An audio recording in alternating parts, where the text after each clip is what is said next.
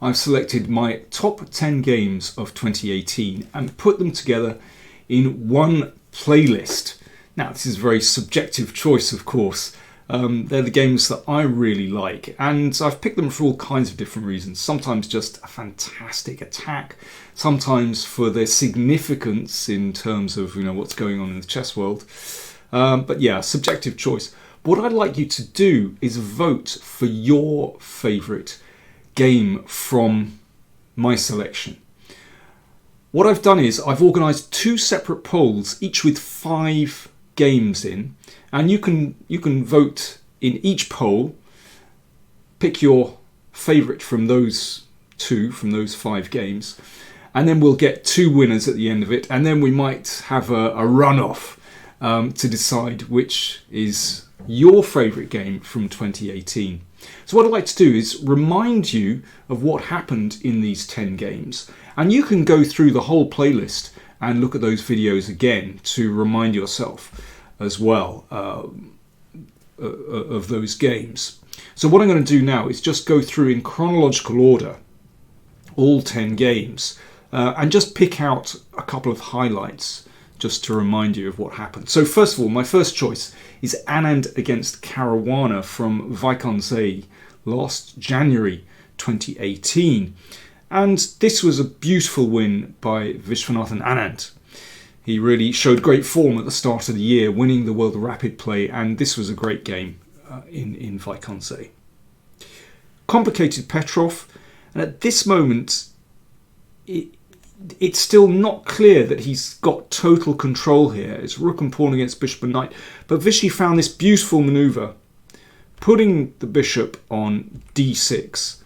And that really cemented his advantage, because that bishop not only was able to contribute to an attack later on, but also managed to defend on the king side as well. So kept Vichy's king nice and safe. Great manoeuvre, great game. Right, let's move on. By the way, there are links to all these videos in the description above there. So if you want to remind yourself, then do check out the videos. Next game.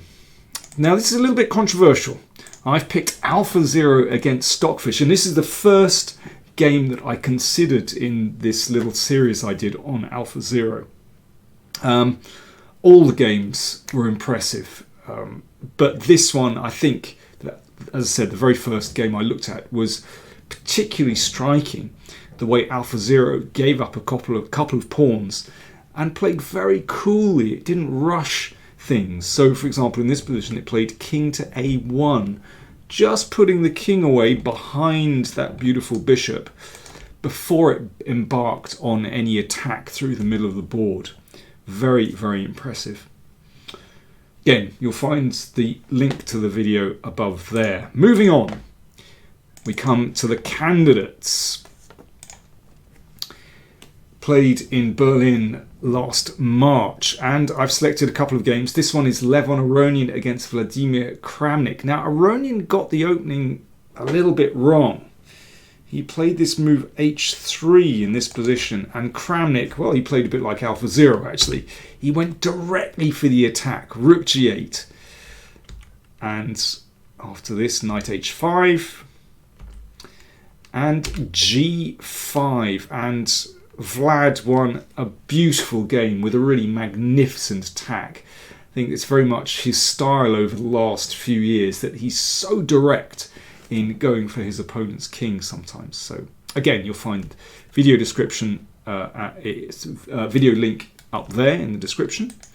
Next game, again from the candidates, again featuring Vlad, but this time he's the loser, playing against Fabiano Caruana. Of course, I had to include a game by Fabi, and well, it's very difficult to pick just one, but I've gone for this one, which I thought was an incredible struggle, where Kramnik sacked a piece and got these pawns, his queenside pawns, rolling down the board. I mean, this is terrifying.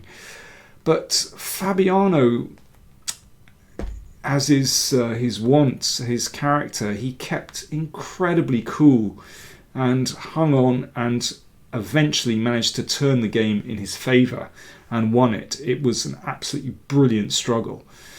Do check out the video. You'll see the link up there. Next game, Geary against Carlsen. Well, this was played at Shamkir.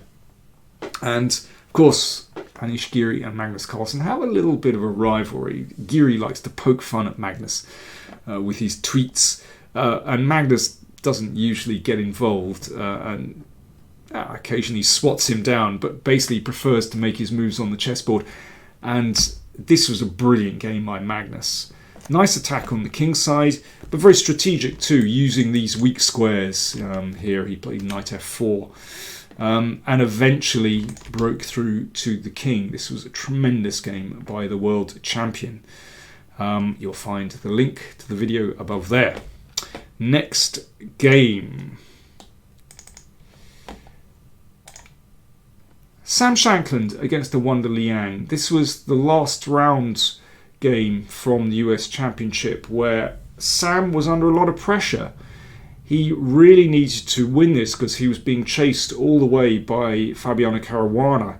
So the pressure was on, but he produced a real strategic masterpiece. You can see he's directed fire against this pawn on d5, the knight on e5 beautifully placed. Pressure here on the h-file. So he got the opening right and kept control beautifully. So I thought that really deserved to be in there. You'll find the link to that video above. Moving on. Maxime Vachier-Lagrave against David Navarra. Well, I witnessed this game in Biel, where I was commentating at the tournament, and I guess that makes a big impression when you see a game live. But Maxime is deadly, when it comes to finding the right moves in these kind of attacking situations. And yeah, he sacrificed a piece. He just played h4. He sacked a piece, and this was a tremendous attack. He made it look very easy, but it wasn't simple. He had to find some great moves. So anyway, do remind yourself of that one by looking through the video. Next game. Aronian against Grisha. Another last round game from the Sinkfield Cup. And boy oh boy, was this fantastic. Aronian sacked a rook here. And, well, he gambled. But he was successful. And this was a brilliant game.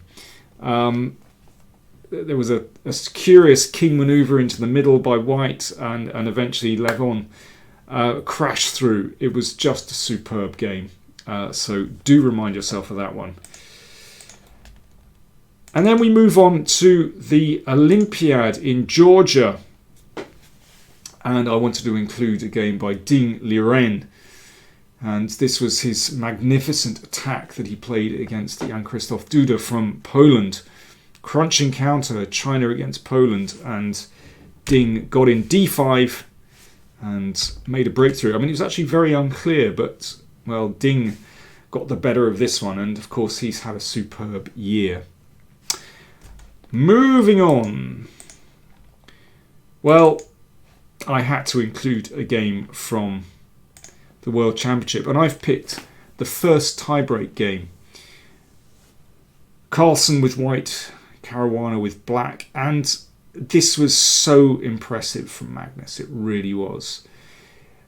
At this point, he was actually down to just about a minute on his clock. Now they weren't playing with an increment 10 seconds per move, but this was so impressive how here in this position Carlsen succeeded in finding this very clever move.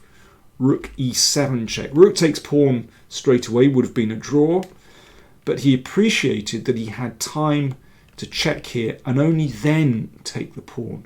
Now to see that so quickly was deeply impressive. So, well, I had to include that one for its significance, but also it really displays Carlsen's genius as well. So there we go. That's my selection, my top 10 games of 2018 featured on this channel. Like I said, you can check out any of these videos if you look at the playlist I've assembled, so you can see that above there, and each individual game you'll find a link in the video description up there as well.